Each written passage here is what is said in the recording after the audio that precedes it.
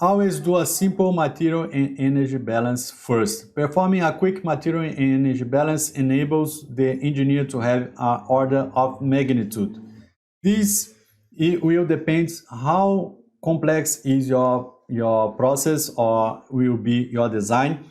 Here, for instance, when I got with some opportunities, I need to measure how much biomethane can be produced from a source of biogas. So I do simplified calculations to achieve the amount of biomethane that is possible to produce. And when you are doing your process simulation, if you already know the order of magnitude of the results that you will achieve, that is good, because if something, if some results is very different from what you are expecting, that you can identify that and verify, do a double check in the inputs to make sure that everything is okay.